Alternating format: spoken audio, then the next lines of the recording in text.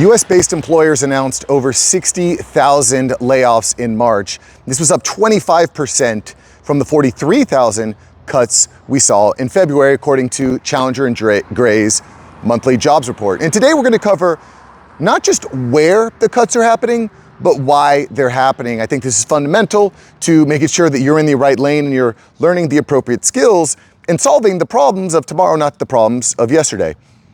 In quarter one of 2026, so far, we have over 217,000 job cuts, which sounds like a lot, but it's actually not terrible news because this is actually the lowest Q1 layoff round since 2022. So it seems like there's maybe some market corrections, but again, what's interesting is more of the where and the why the cuts are happening. Again, it sounds pretty good.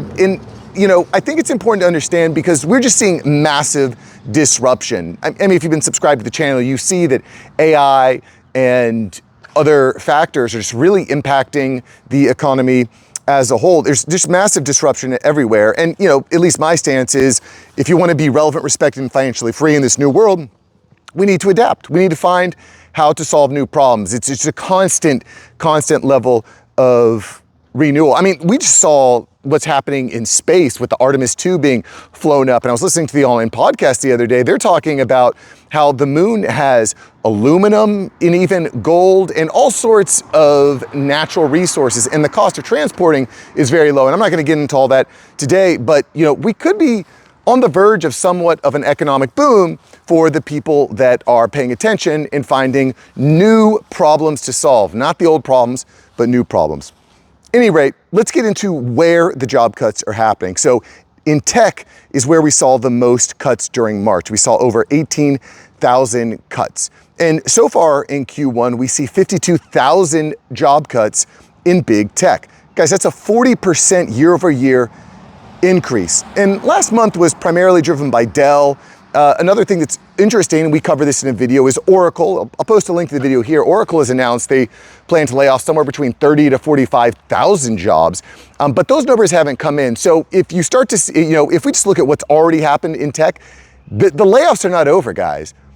Big tech layoffs are going to really run. And quite frankly, I expect that what we see happening in big tech is going to start to trickle down amongst all the corporate, all the white collar type of jobs. Why? Because of AI, and we'll get into that here in just a moment, because I want to share a quote. I want to read a quote from Challenger and Gray, because he says what I think is a pretty important concept. And I'm just going to read this here. Quote, "Companies are shifting budgets toward AI investments at the expense of jobs. The actual replacing of roles can be seen in technology companies where AI can replace coding functions. Other industries are testing the limits of this new technology, and while it can't replace jobs completely, it is costing jobs. The importance of upskilling and reskilling cannot be overstated. Workers need to familiarize themselves with AI, including prompting and generating assets. Many companies are now including goals for their workers on AI use and redefining job descriptions based on what AI can do. One thing that is clear is that AI is changing work and the workforce. Workers will need to be more strategic as they lead AI-powered agents that handle increasingly complex tasks. Human workers will need strong decision-making and judgment skills in the age of AI." I gotta say, I just think this is 100% spot on. This is exactly what we've been talking about. If you've been subbed to the channel, this should not be a surprise. We've seen this coming. Anybody that I speak to who is a software engineer is using Claude Code to write a ton of code. They're all doing it. These guys are smarter than me, and they are doing it. I just see what I'm doing using Claude Cowork and various AI agentic programs. They are extremely, extremely powerful.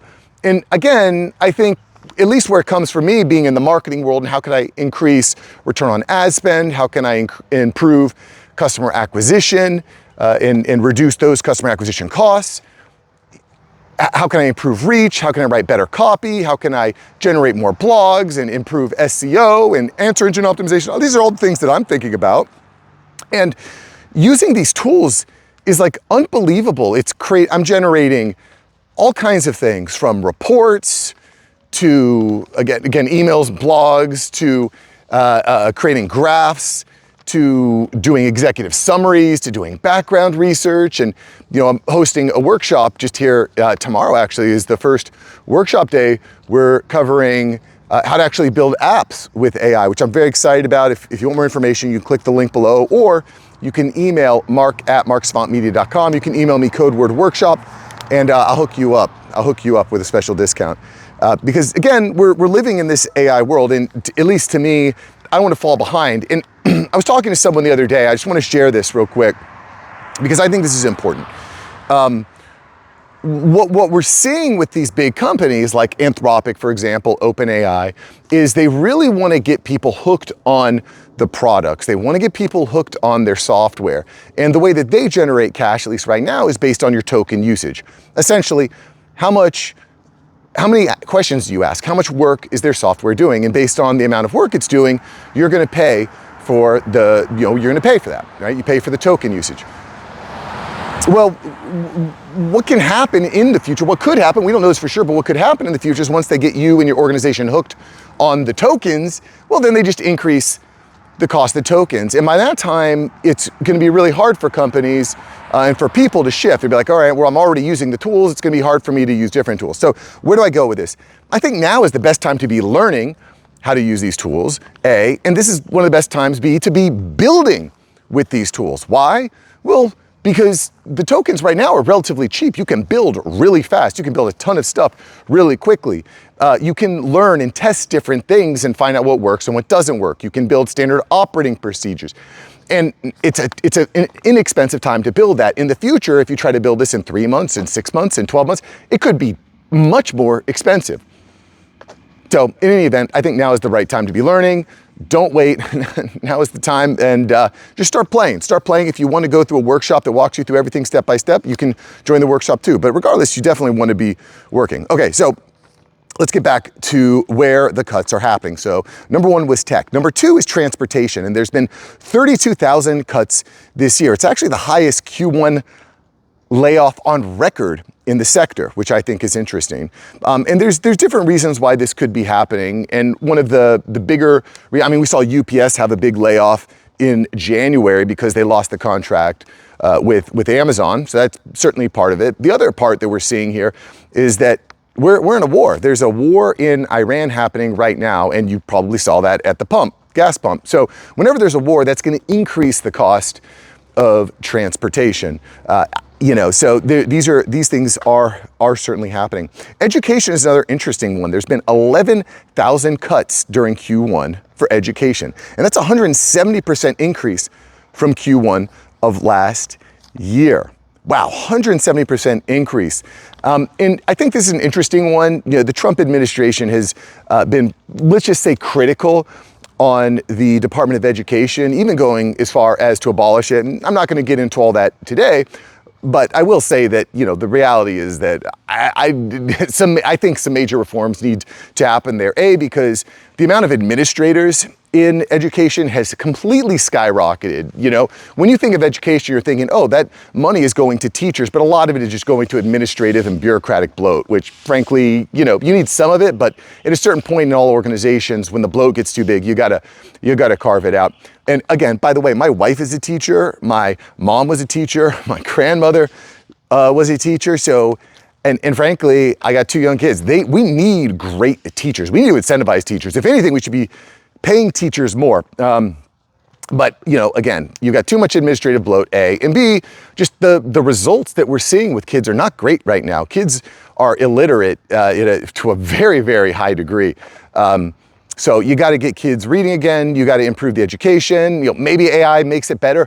Maybe it doesn't. I don't know about you, but with my kids, if my daughter got a bad grade on test the other day, and I was like, hey, let me see a copy of the test. Let me see your homework. She's like, oh, it's all online. And so then we had to log into Google Classroom. We have to log into all these different softwares to try to piece it all together. So it was really messy. The good news is we were able to piece it together, and her grades are back on track. She got straight A's for the quarter, so props to her. But I digress. Reality is there are a lot of cuts in education. It's happening, whether you like it or not. It's happening. let's get to the why, because I think that the why the cuts are happening is really big. There are some trends. So during March, AI was directly cited in 25% of job cuts. There were 15,000 jobs completely eliminated due to AI. Closings came in next at 13,000, restructuring at 9,000. And I think this is pretty staggering, guys, because we're just seeing more and more job cuts due to AI. Let's give you some more statistics here. So year to date, let's look at year to date for Q1, why were firings happening. So 45,000 were due to restructuring, 45,000 due to economic conditions, 38,000 due to restructuring, closings at 37,000, contract loss at 31,000. Again, UPS I think is a big one. I'll post a link. We covered UPS in a video here. Closings, AI at 30,000. So 30,000 jobs this year have been cited for the reason of AI. And that is 13%, guys. 13% of people that were fired this year were fired due to AI.